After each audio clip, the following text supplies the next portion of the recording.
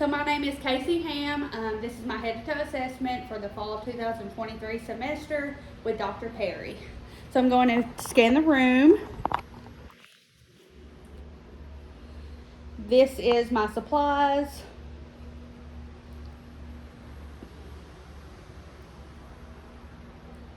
This is the floor and the ceiling.